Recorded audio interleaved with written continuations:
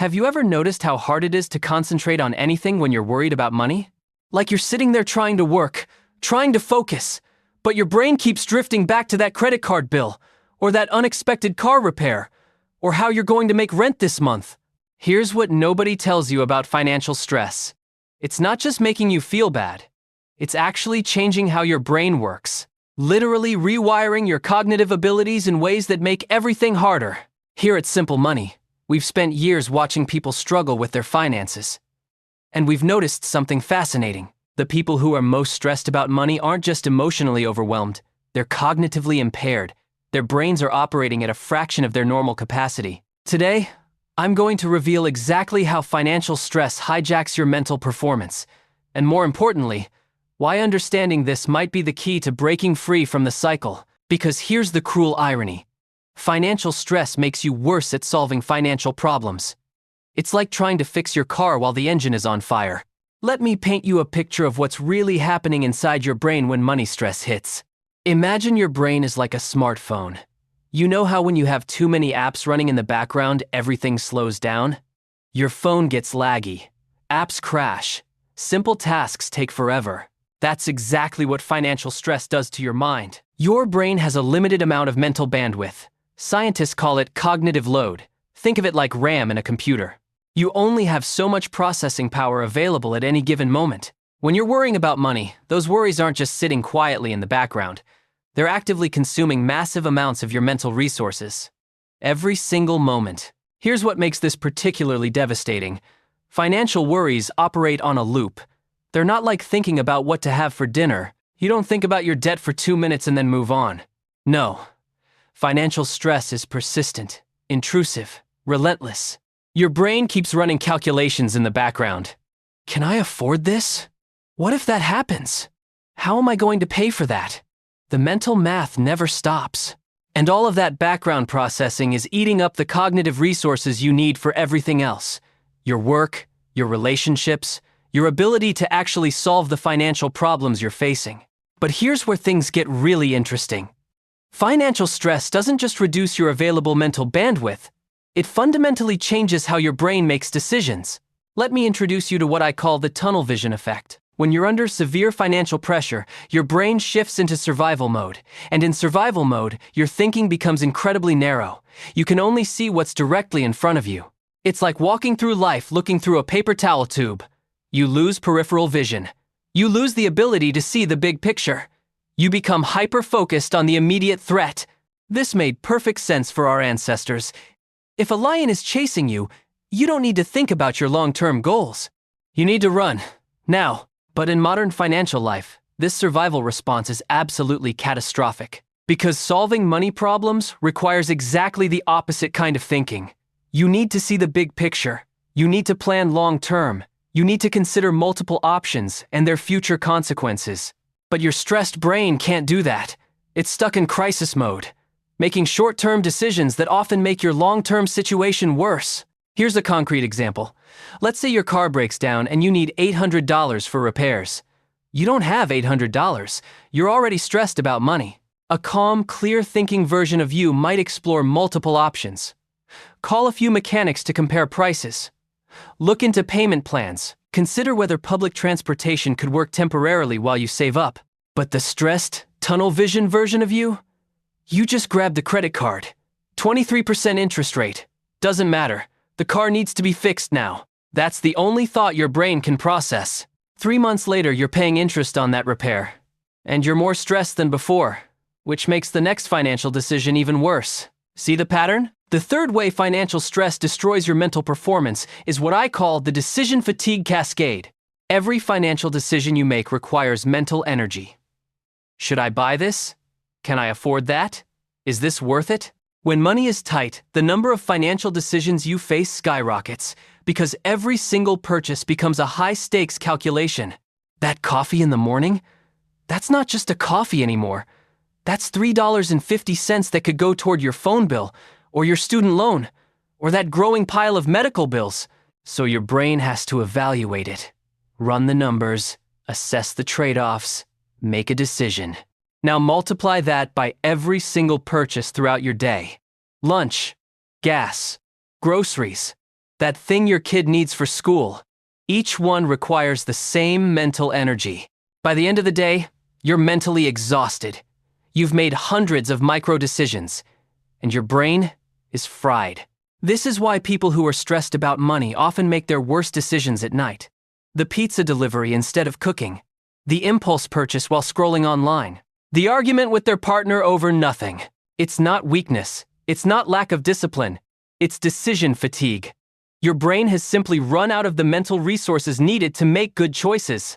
And here's what makes this even more insidious. The stress itself creates more financial decisions to make. When you're struggling financially, you can't automate things. You can't set up automatic payments because you don't know if the money will be there. You can't buy in bulk to save money because you don't have the upfront cash. So every bill becomes a manual decision. Every purchase requires active thought. The very thing that's draining your mental energy is also creating more things that drain your mental energy. It's a vicious cycle that most people don't even realize they're trapped in.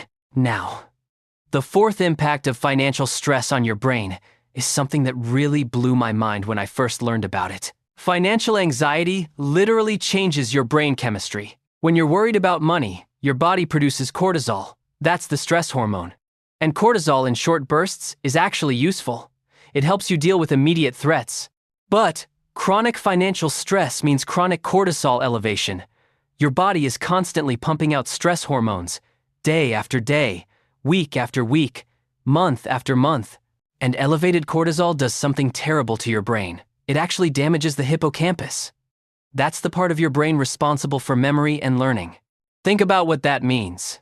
Financial stress makes it harder to remember things, harder to learn new skills, harder to recall information you need. You know that feeling when you walk into a room and forget why you're there?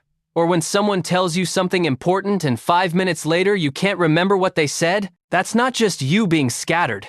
That's your stressed brain struggling to form and retrieve memories. And it gets worse. Chronic cortisol also impairs your prefrontal cortex. That's the part of your brain that handles complex thinking, planning, problem solving, impulse control. In other words, financial stress is literally damaging the exact parts of your brain you need most to solve your financial problems. Your memory is worse, so you miss payments or forget important deadlines. Your planning ability is impaired, so you can't create effective budgets or strategies. Your impulse control is weakened, so you make purchases you later regret. All because the stress itself is changing your brain chemistry. The fifth way financial stress impacts mental performance is what I call the shame spiral. This one's particularly cruel because it's psychological rather than purely cognitive, but it has massive effects on how your brain functions. When you're struggling with money, there's often a layer of shame attached to it, especially in a culture that treats financial success as a moral virtue. You start to internalize the struggle. You think there's something wrong with you. Other people seem to have it figured out. Why can't you? And that shame triggers a specific pattern in your brain. You start avoiding looking at your bank account, avoiding opening bills, avoiding thinking about your financial situation at all. This is your brain trying to protect you from emotional pain.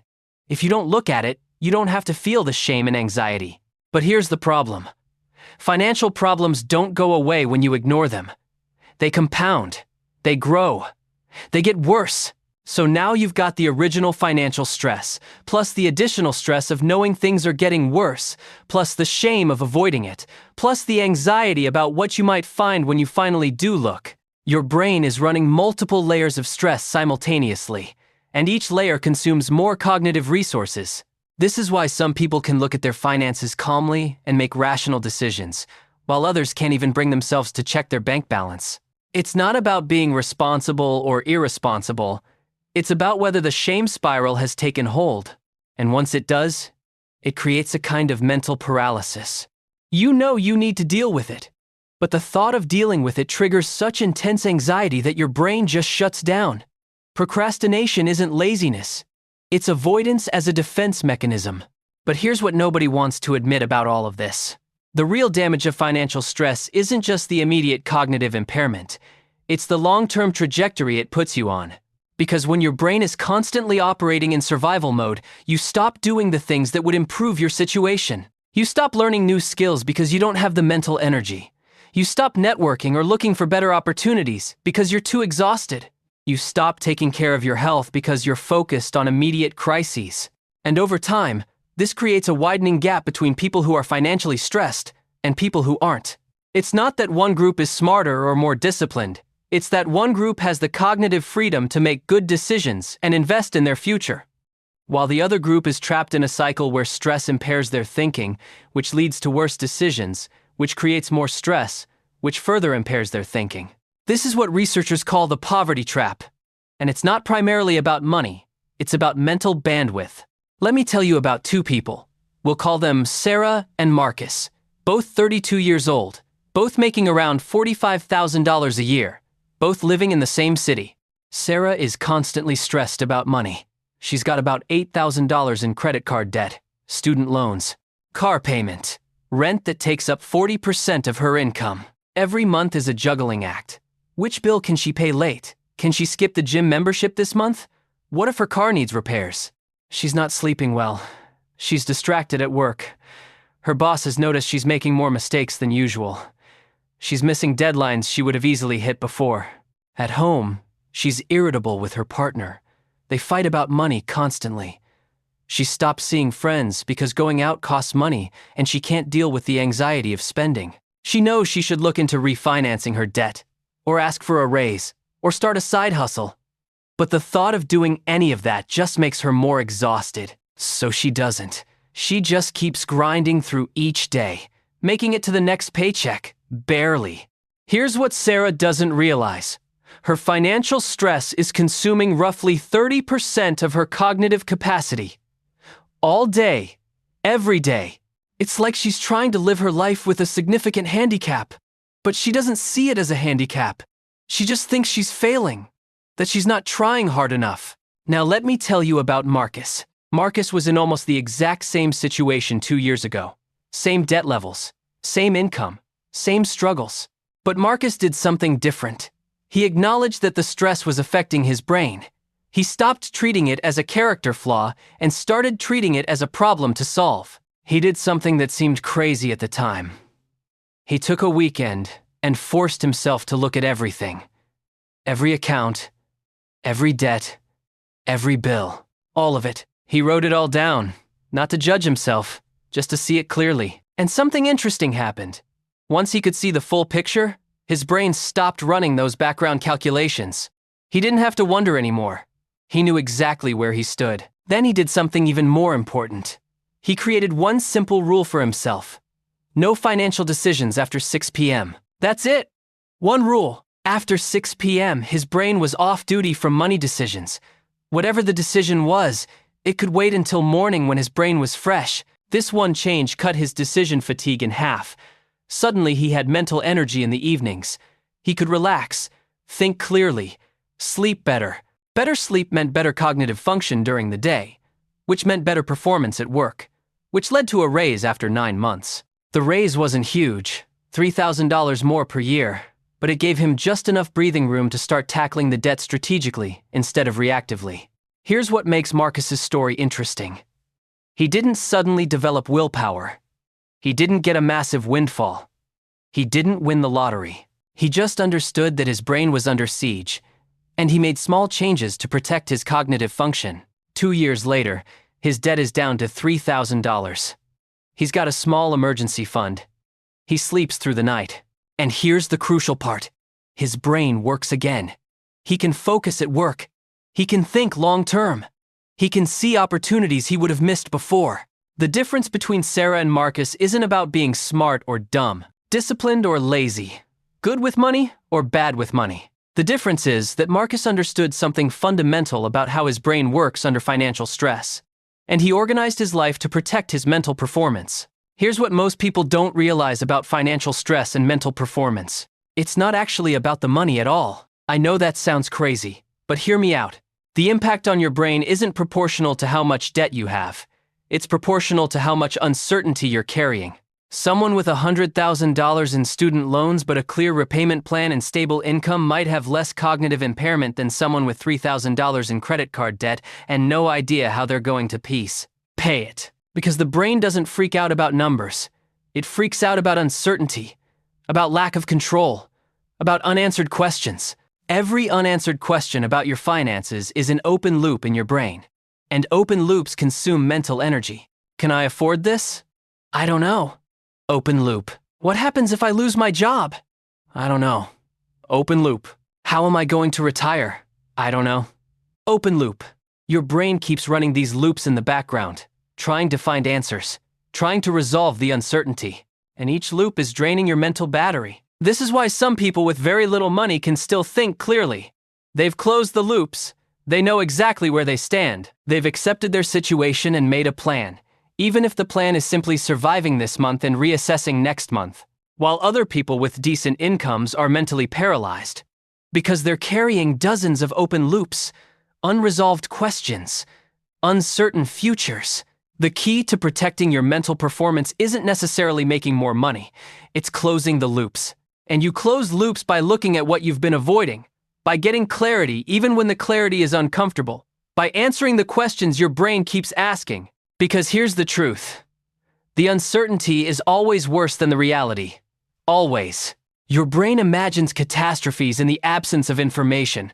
But once you actually look at the numbers, once you actually know what you're dealing with, the fear loses its power. Not because the situation has changed, but because the uncertainty has been replaced with information. And your brain can work with information. It can't work with fear. Financial stress isn't a character flaw. It's not a sign of weakness or failure or lack of discipline. It's a predictable pattern that happens when your brain is operating under chronic uncertainty and threat. It consumes your mental bandwidth. It triggers survival mode thinking. It creates decision fatigue. It alters your brain chemistry. It activates shame spirals. These are physiological and psychological responses, not moral failures. The question isn't whether you're strong enough to just push through it. The question is whether you're willing to acknowledge what's happening and protect your most valuable resource, your mind. Because once you understand that financial stress is literally impairing your cognitive function, everything changes. You stop beating yourself up for struggling. You start seeing the pattern, and you can begin making small changes that protect your mental performance while you work on the underlying financial situation. The people who break free from financial stress don't do it through willpower. They do it by understanding how their brain works, and then organizing their life to work with their brain instead of against it. Your financial situation might not change overnight, but your mental clarity can. And that clarity is what makes everything else possible.